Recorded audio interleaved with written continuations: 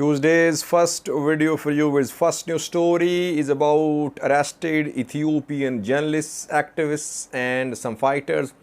Some of them appeared in courts a few hours ago. What happened there? A second news story is about global movement in support of Fano. Protest rallies are going to be organized across the world in coming days. We have some details for you. Ethiopian government is not allowing any protests in support of Fano. Whoever is speaking against Fano is being arrested. But now some diaspora community has decided to launch a global movement. While Amhara diaspora community is going to start this movement, Oromo diaspora members have cancelled a rally which was due to be held in Australia.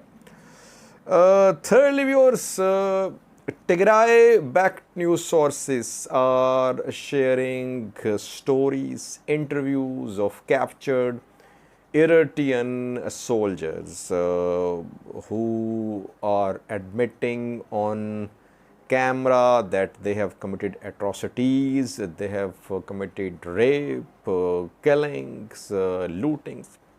Several viewers said, Sajid, why aren't you speaking about this important development? I have my own views about the statements of POWs. We'll talk about that. And lastly, viewers, we have been waiting for a statement from Eritrean government about claims made by Getachew yesterday.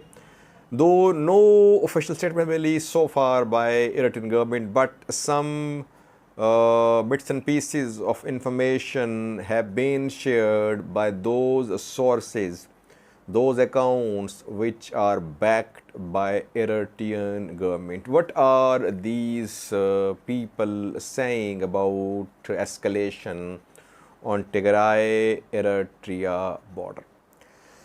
Firstly, viewers, several journalists, activists, fighters have been arrested in the past 2 weeks, in May especially.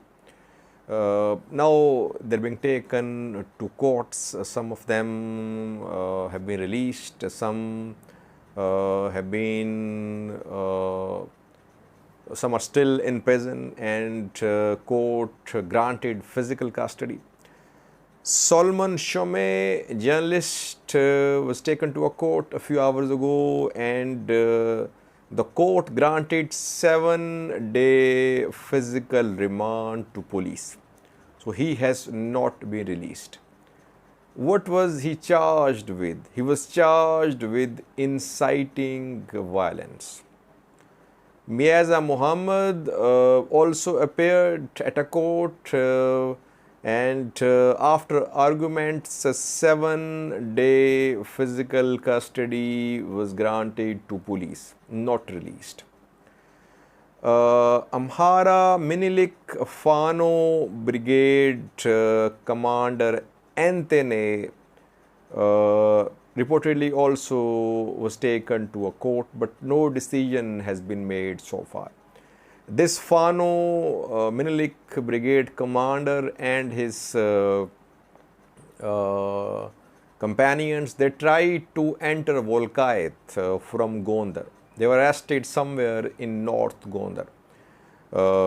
They tried to enter Volkayet after reports were being shared that government forces, Ethiopian National Defense Force, had told Fano and Amhara Special Force to leave Volkayet. He was arrested by Ethiopian National Defense Force. So he is still in custody, not released. No decision about physical remand. Fourthly, Sinthaye Chikol, who is senior leader of Baldiras party of Skandar Naga, he has not been taken to a court so far. So after his court appearance, it will be decided whether he'll be granted bail or Will he remain in police custody? That remains to be seen. Almost all these persons are being charged with inciting violence. These people fueled conflict, they incited violence. Secondly, viewers, while Ethiopian government, Amhara regional government are not allowing any protests in support of Fano, and crackdown against Fano is underway, diaspora community has decided to launch a global Fano movement. Name of this movement is I Am Fano, and in coming days across the world, in different cities of the world, protests, demonstrations will be held. Mainly Amhara diaspora community is behind this campaign. Where will these demonstrations be held? First demonstrations will be in Germany on the 3rd of June. On the same day in Tel Aviv as well, in Israel, demonstration will be held. On the 4th of June in Washington DC, on the 5th of June in Calgary, again on the 5th of June in Toronto, Canada, then on the 16th of June, Seattle, US, on the 16th of June, Edmonton, Canada, and several other rallies as well. So, Amhara diaspora community has decided to launch this global movement, I Am Fano movement. It would be interesting to see how many people will attend these demonstrations in coming days. We'll try to keep you updated. We saw a large campaign launched by Ethiopian diaspora against alleged Western US interference in Ethiopian internal matters last year. No More movement, and we saw huge rallies back then in the US, in UK as well. Let's see how big will these rallies be. I Am Fano rallies. We'll update you in coming videos. Meanwhile, Oromo diaspora community has called off a rally, a demonstration which was being planned for a few days.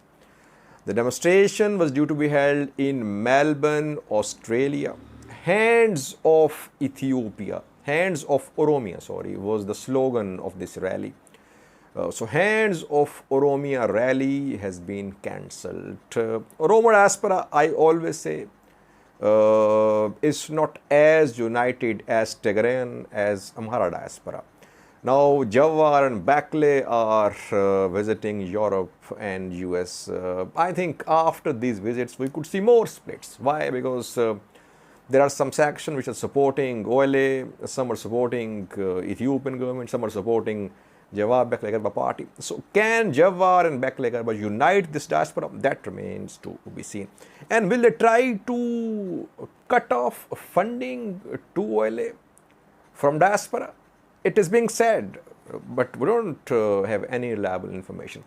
If they are in alliance with government, they could try to stop funding to OLA. But as I said earlier, we don't have any such information. So it will be interesting to see what they do, what are their engagements with diaspora community in Europe and in the US and Canada.